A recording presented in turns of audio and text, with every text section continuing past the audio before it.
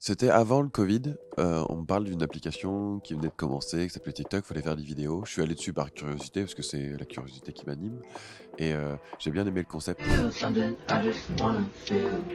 C'était Hélène, bonjour. Oui, ça serait possible de faire un crédit, s'il vous plaît? En fait, je trouvais ça hyper original de devoir swipe comme ça pour regarder des vidéos et en vrai, c'est hyper addictif.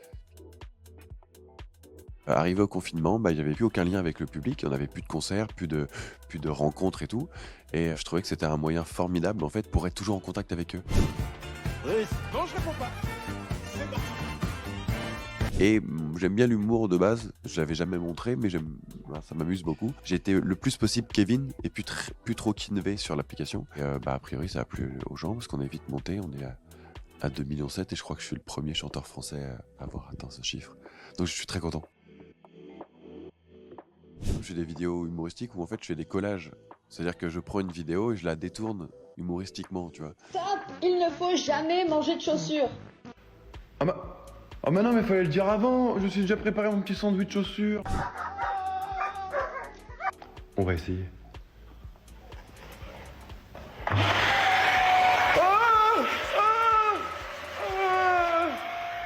Je suis grave pris au jeu. J'ai eu des vidéos qui sont montées à 14 millions. Et là, ouais, quand tu vois 14 millions, tu fais ah ouais. En fait, ça, c'est un vrai moyen de discuter avec eux. Quand ils ont des questions par rapport à ma carrière, je leur réponds. Quand c'est par rapport à la vidéo elle-même, je leur réponds. Non, non, c'est un petit échange. C'est comme si que je les voyais, mais virtuellement. Et ça, c'est des heures à passer dessus. Les gens disent, ouais, tu perds ton temps à être sur TikTok parce que pour les gens, à faire des réseaux sociaux, c'est une perte de temps. Mais j'ai appris des choses, je me suis extrêmement diverti. Et après une longue journée, chacun se divertit comme il veut. Moi, ça me fait beaucoup de bien. Moi j'ai une question qui m'intéresse. Pour qui avez-vous voté pour les artistes masculins francophones de l'année? Taïk. Soprano. Alors ça n'arrange pas trop. Est-ce que vous pourriez dire j'ai voté pour Kinvey? Mais c'est qui? Non, je pense qu'il y a des gens qui me découvrent et qui me découvrent en plus sur mon meilleur jour parce que je peux pas être plus moi-même que sur TikTok. Peut-être que ça me rapporte un peu de public aussi. TikTok a quand même fait exploser Tahiti. C'est-à-dire que Tahiti, TikTok ça a été ma première radio entre guillemets, hein. C'est Tahiti, ça a explosé en premier sur TikTok avant d'exploser ailleurs, hein.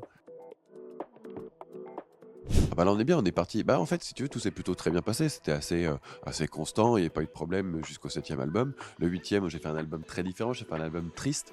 C'est vrai que bon, Kinvey et triste dans la même phrase, c'est pas ouf ouf, les gens me connaissent pas pour ça. Donc j'ai eu un petit échec commercial sur celui-ci. Je précise commercial parce que artistiquement je suis très fier de cet album.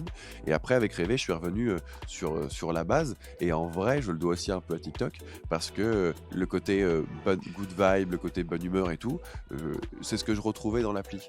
Donc je me suis dit, ma ligne directive, je vais la faire un peu plus joyeuse parce qu'en fait, il y a encore des gens qui veulent rêver positivement. Parce que moi, j'étais dans le bas parce que je venais de perdre ma grand-mère, donc c'est pour ça que j'ai fait cet album-là, si tu veux. Mais ça m'a aidé aussi à reprendre du poil de la bête. Et puis, comme je disais, c'est très bienveillant, donc ça a été énormément de bonnes énergies. Pendant tout le confinement, j'ai fait des vidéos et j'y ai pris goût. C'est-à-dire que je devais faire quoi? Arrêter une fois que je reprends la musique? Non, c'est juste que maintenant il me faut plus de temps. C'est-à-dire qu'il faut que je calcule mon temps musique, mon temps vidéo, mais je me vois pas arrêter de faire des vidéos.